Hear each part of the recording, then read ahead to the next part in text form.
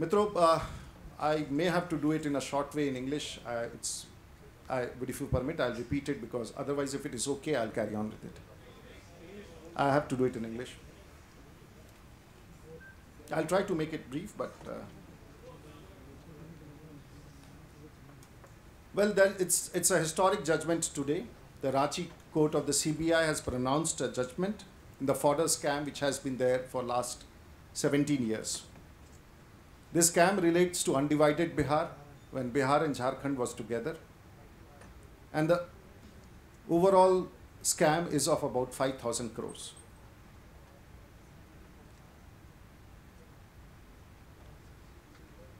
We believe that after a long time, Bihar has got justice.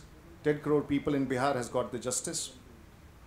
And even the country has got justice because we all had started believe that the political class is above all law, and this possibly would restore the confidence of the people in this country towards our democracy.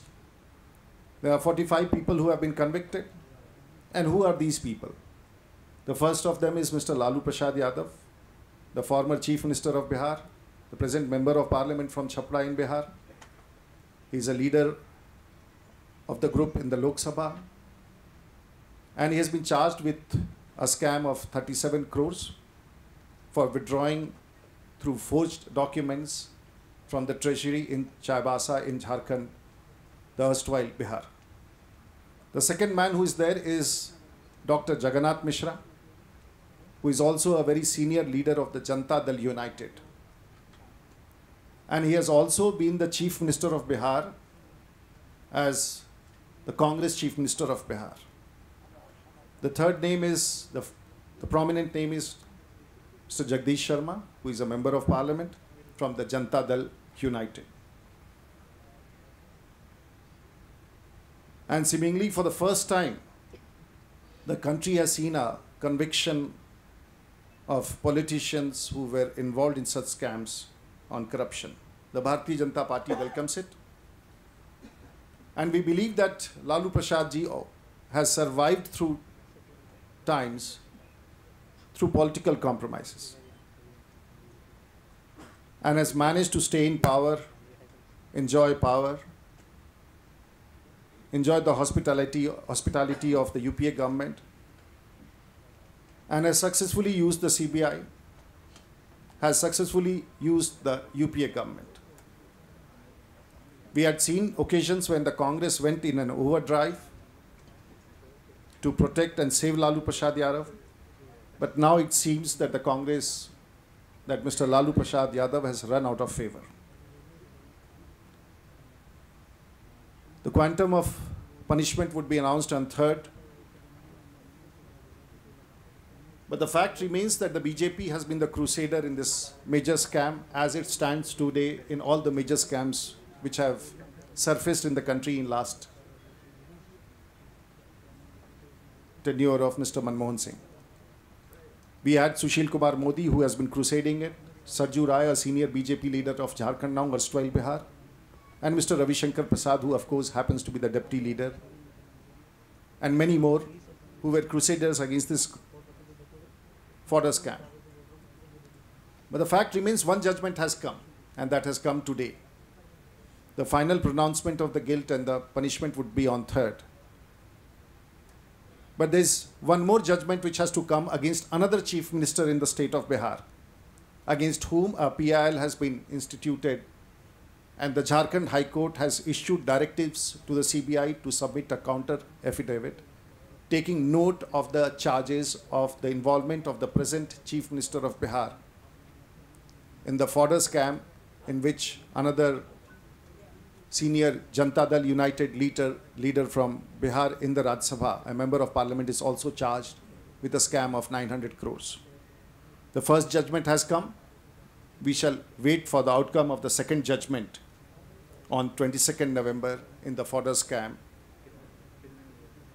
And the hapless people of Bihar, the message which goes across not only the state, the country, the world, that successive chief ministers in Bihar to stand convicted no less than a people like the stature of chief ministers in Bihar.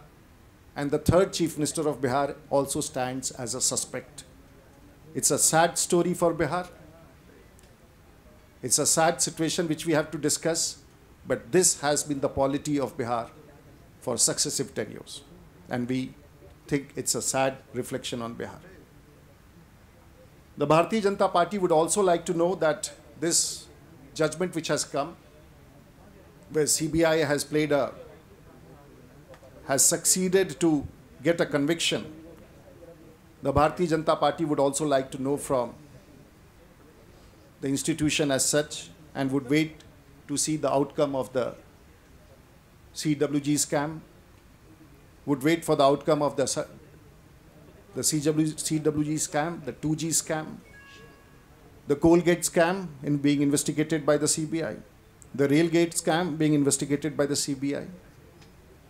The Bharatiya Janata Party, and not only the Bharatiya Janata Party, but the people of this country would anxiously wait to see the outcome of all these scams. People shall wait and this will only enable the system to restore confidence in the political class and the political system. As usual, but a senior general secretary of the Congress party cannot restrain himself from making a comment, whether it's Osama bin Laden saying Osama ji, or the Batla House, or even the conviction of Lalu Yadav. And the senior general secretary of the Congress party has said that it's a conspiracy to convict Lalu Prasad Yadav. Well, the BJP would like to know, is it a conspiracy by the Congress party? Or is it a conspiracy by another new alliance partner which is coming up called Nitish Kumar? We would be happy to see, to know whether it is Mr. Digvijay Singh could answer this. Another shocking development which has taken place in the country is about the Honorable Home Minister, Mr. Sushil Kumar Shinde. And he's issued a diktat, a letter has gone to all the chief ministers. And we find it very uncomfortable when we have to speak about a community or about a religion, because you challenge our secular credentials. But here is a Home Minister of this country who takes oath of affirmation under the Constitution. And the Home Minister says that, gives direction to the chief ministers of the states that no innocent Muslims should be harassed, should be detained, or even arrested. The Bharatiya Janata Party would like to submit that this would establish a communal divide in the country. And we would say, if the Honorable Home Minister had said that no innocent Indians are harassed, are detained, or arrested, would have been fair to the nation and the country at large.